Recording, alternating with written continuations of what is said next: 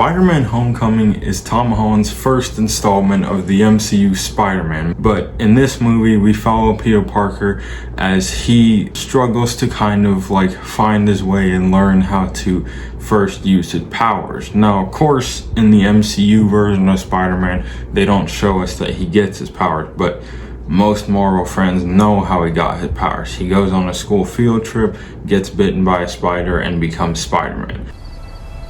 Are you sure? But from there, he has to deal with the responsibility of trying to grow up and learn to be a friendly neighborhood Spider-Man. Now, with that being said, I think starting off, I just gotta say, get it out of the way immediately. Michael Keaton nailed the role as Vulture in Spider-Man Homecoming. I think the way he played off the character really brought a lot of excitement to people who love the Vulture as a Spider-Man classic villain. And some moments he was in the Sinister Six in the comics, and sometimes he was just there as a primary villain character. Now, I think with that too, Vulture in this movie, he has a daughter named Liz Allen, which is also a very popular Spider-Man character in the comics, and it comes to your attention when you realize, if you've seen this movie, that Peter, he kind of gets shocked in a way to find out that the girl he's going to the homecoming dance with is the daughter of his enemy in this movie, Vulture. Now, of course, he doesn't know that for a while because he figures out like the last 30 minutes of the movie, I'd say. But we'll get on to that near the end of this video. So starting off, the bond between Peter and Ned in this movie, great chemistry. They're like best friends slash brothers for life type friends. And I think the way their chemistry in this movie works, it feels very lighthearted, and the director of this movie, John Watts, he really knew how to like connect these characters together to bring us a new fresh take on Spider-Man, because previously we had Tobey Maguire as Spider-Man in 2002, and then later in 2012 we had Andrew Garfield as our Amazing Spider-Man. And of course, I feel there are other iterations of Spider-Man, but most people grew up with just starting with Tobey Maguire.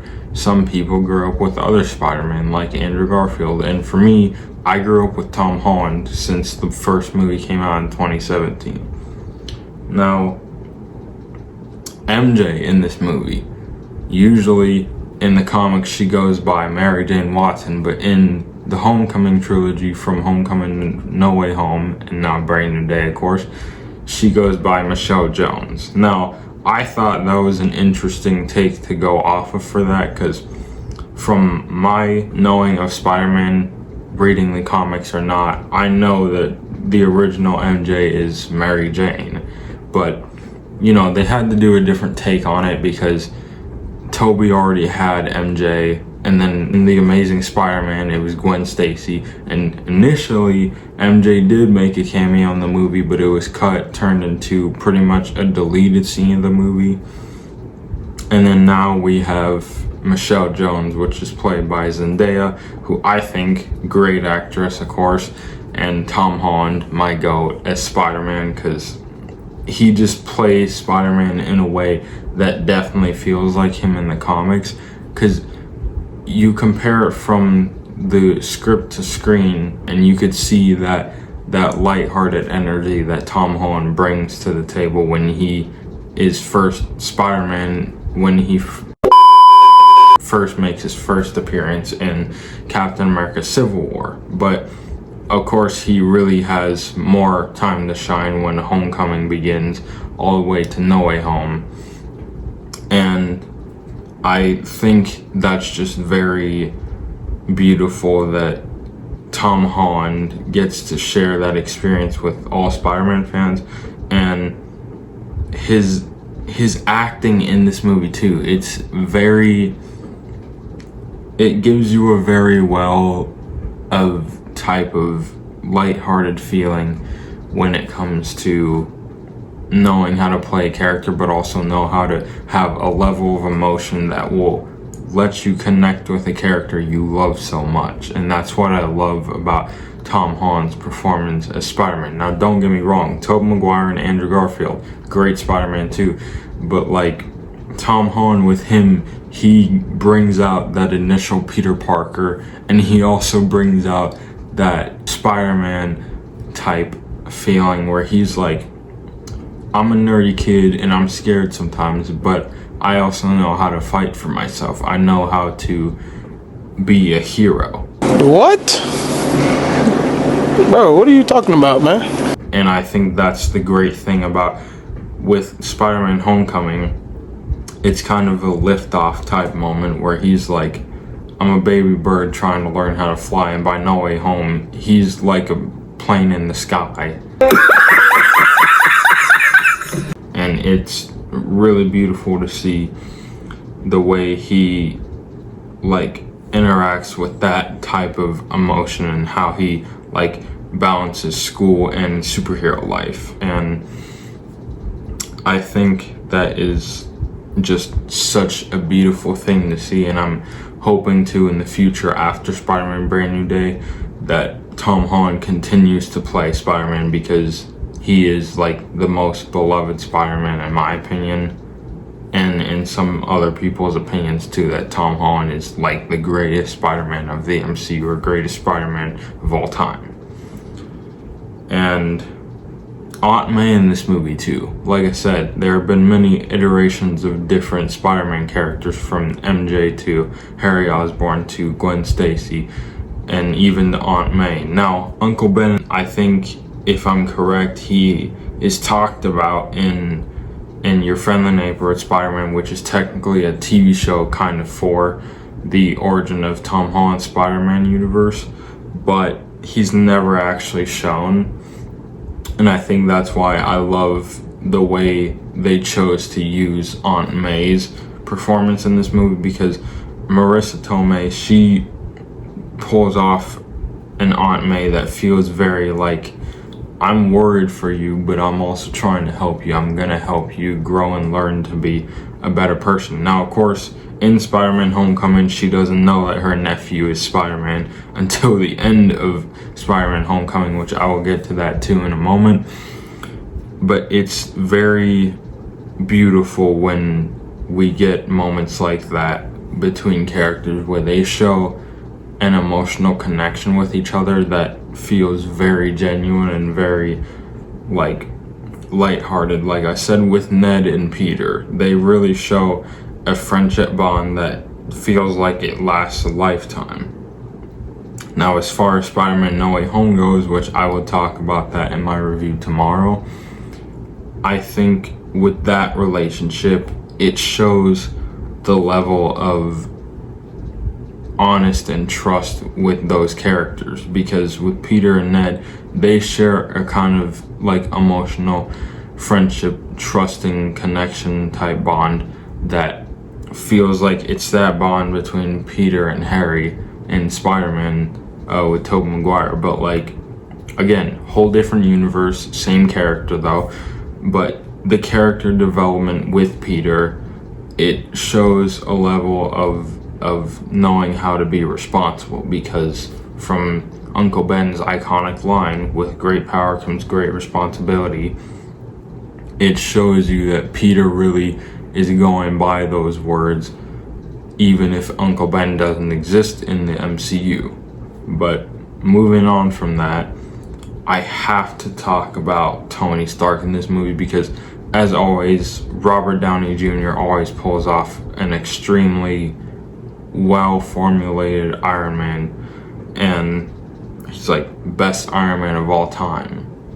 And I think in this movie, the fact that he's here to mentor Peter into becoming a better Spider-Man, which leads to him becoming an Avenger in Avengers Infinity War, like, it shows that it feels like with Peter and Tony in this movie, they're sharing a level of honesty and trust, but also like father type son bond.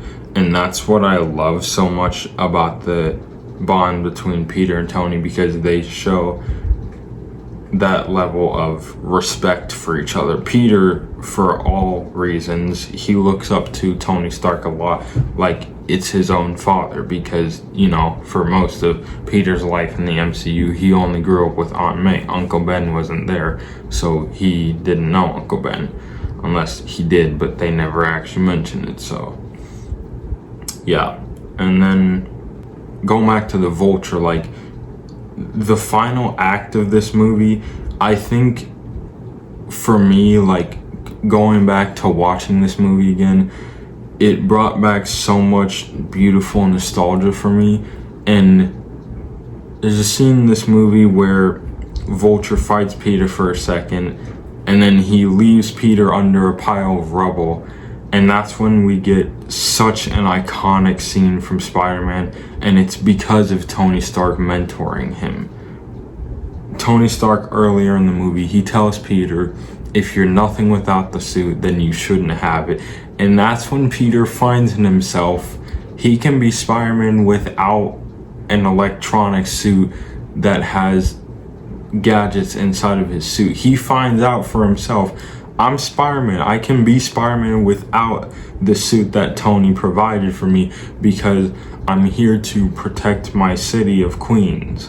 And I think that scene, for a lot of Spider-Man fans, it gives a lot of hope to people, because there are a lot of things when it comes to that scene that have so many elements in that feel very emotional, and leads up to a scene where it's like, you can really tell Peter finally understand what Tony was talking about, why he didn't want Peter going off to fight the Vulture by himself, because he's just a 16-year-old kid. But that's after that scene when Peter lifts the rubble he was put under from Vulture's wings, and he's like, I finally realize now I can be Spider-Man, but I need to believe in myself. And that scene, just every time you watch it, it just hits so hard, because you're like, you feel Peter's pain from just trying to prove himself to a bigger person that's literally part of the world's greatest heroes. And when it comes to Peter finally realizing that, it just hits so hard, because you're like, dude, Peter for so long was just like, I'm just trying to prove myself. I just want to show Tony that I can be better. And he does prove himself to become better. And that's why, before I get into this next part, that's why by the end of Homecoming, Tony gives the suit back to Peter, because he's like, I can see that you're ready now. And we get that beautiful moment that I'll talk about after this next part, that just feels so amazing, that I think the director puts so well into this movie. But moving on to the third act of this film, we follow Vulture trying to steal some high-tech stuff from Tony Stark's plane that gets hijacked. So Peter has to go after it, stop Vulture. By the end, he does. Vulture gets put in jail, and I'll talk about the post-credit scene of this movie in a minute, which does technically connect to Brand New Day, because the villain that shows up in this post-credit scene is connected to Spider-Man Brand New Day.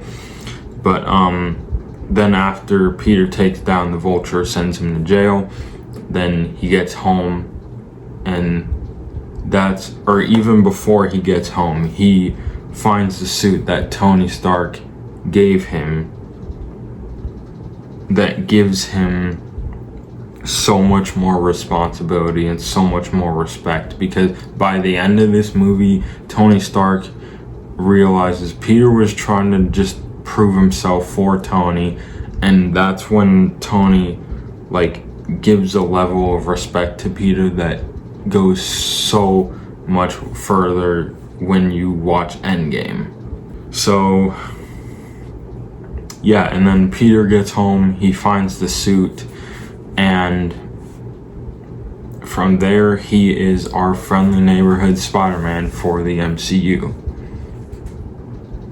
So yeah, and I think this movie was it was very emotional, very beautiful to see that level of respect that Peter gains from Tony just from learning to fly.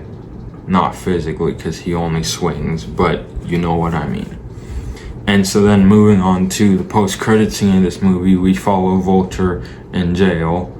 And when I said this villain who appears in the Spider-Man Homecoming post-credit scene shows up in Spider-Man Brand New Day, we see Scorpion. Now, for a lot of Spider-Man fans, they know who that was in the post-credit scene, but for others, it was Scorpion who gets put back into Spider-Man Brand New Day. Now, of course, I was not expecting them to do that because for a long time, it's been like definitely a few years since we've seen Scorpion in 2017. And then now them bringing him back for Brand New Day this year, it feels like so surreal if you're a Spider-Man fan and you've kind of grown up with these characters.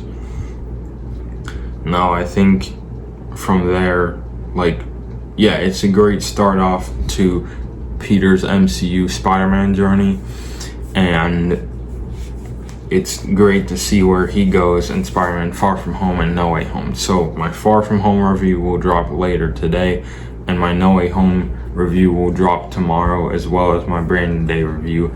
And like I said, Spider-Man Brand New Day spoiler review will either drop on Saturday or Sunday. I'll have to see which. If Monday has to be the day, then I'll drop it then. But that's gonna do it for this video. So thank you guys for watching, and I will catch you guys on the flip side.